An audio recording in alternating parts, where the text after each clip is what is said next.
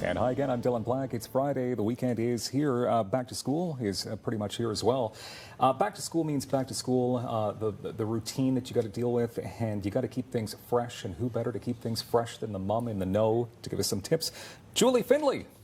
Thank you. When it comes to like making lunches and all this fun stuff. Yeah. Did you have a good summer? I've had a great summer, and I'm glad you got me on the show because I think it's time to kind of get back into a little bit of the groove, but still find things that work for you so you can still be on the go. Because I don't think anybody's ready to just go in that school, and the transition's kind of difficult for some kids. Well, you are the and mom in the know, so are you excited about this? You know what? I get excited at the change of seasons, and so I do love change. I like new experiences, so that's how I look at it.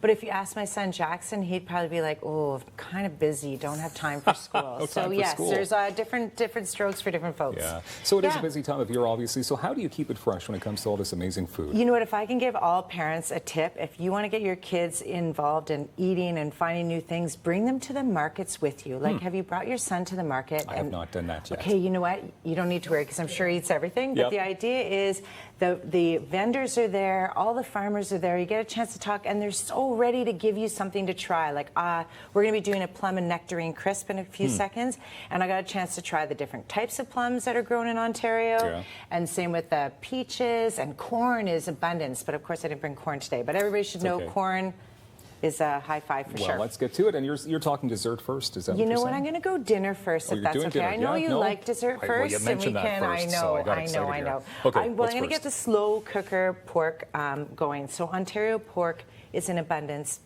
It's great quality. We know it's local. It's fantastic. And they are also at the markets if you do go. So I've got 3 pounds of loin pork roast. You can take other things of the long one, which I'm just forgetting the name of. Oh gosh, even I know exactly what you mean. Yes. You could use that as well, but what I'm going to do is just make a sauce. So the idea I want to say to parents is don't spend so much time in the kitchen. The weather's still beautiful. October's perfect, and September.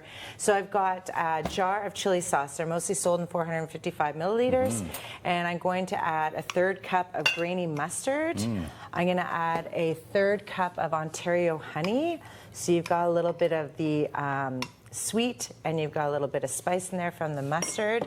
I'm also going to add, I've combined it together, 2 tablespoons of Worcestershire. Whoa, I did say it. I feel like it's a childhood thing. And 2 tablespoons of tomato paste. I'm going to put that in. So you're just creating your own sauce, which is great because it's always nice to know what you're adding into your food instead of it's already prepared.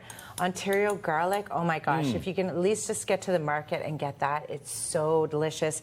Great way, keep it stored in a nice, cool, dark place so you've got something to do. Of course, chili, I've got 2 tablespoons. Wow, that's a lot. That's I know, but you know what? It's a big roast, and you're going to have this already set on low, and you're going to cook it for 7 hours on low. Of course, if you need it fast, do it for 3 hours. That was a little bit of paprika smoked, and I've just got a little bit of brown sugar to add to it. So I'm just going to have you mix that up. Okay, that's a lot of stuff to add. I know, but that's okay. It's a lot of this stuff can be and should be in your fridge because it's great for sauces, and it's always great to have fresh honey and garlic with you, or not fresh honey, local honey. But this is the fun part. Apples are all coming back in season. I've now taken 2 to 4 apples. I'm going to pour them in, and onions. Wow. Yeah, and I'm just going to put that on top.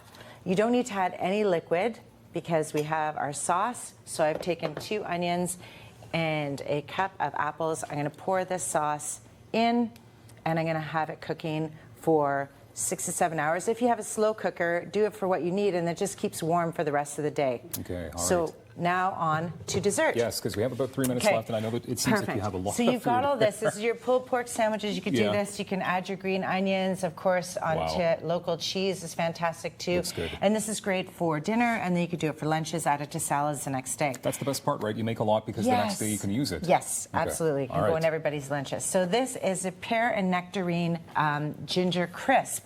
So nectarines are in season. I did say pear, but I meant to say plum. So these are what you're looking for. The most common, there's yellow plums and purple plums. You're going to just add, this is for the inside. You're going to get a 10-cup dish, so like a normal square dish.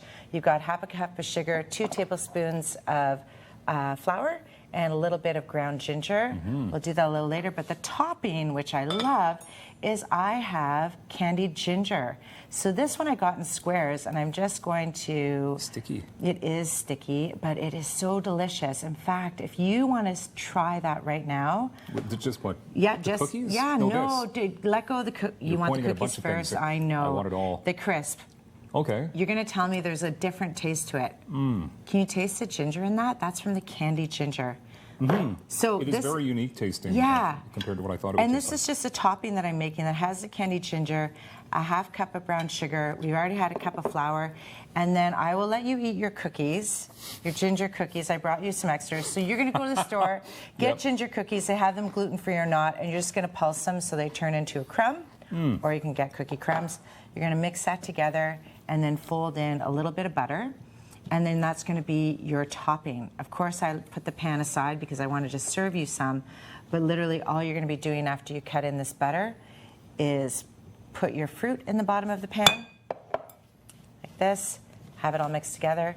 Your oven will be on at 375. You'll cook it for about 40 to 50 minutes, and it is, I couldn't even put the pan out because half my kids got into it before I left. I can imagine. Yes, and you're just going to cut this. Well, it's very amazing that you basically just did 2 recipes in less than 7 minutes. Yes. So it's not, I mean, you did do a lot of preparation, obviously. Yeah. And I know that Foodland Ontario, the website always has all kinds of fresh tips on That's exactly what I was going to say. It has so many great, easy, quick recipes. It also tells you what's in season. We've got an abundance right now, but as the days get a little shorter and the harvest comes in, it just keeps you on top of things that are local, where to buy local, how to buy, store it. There's even a kids' corner, so you can even get quick facts for the kids. What's and going have on? some online. Julie Findlay, the mom in the know. Thank you. FoodlandOntario.ca. That is tasty stuff. So thank you very much. And more daytime coming up in moments, of course, right here on Rogers TV.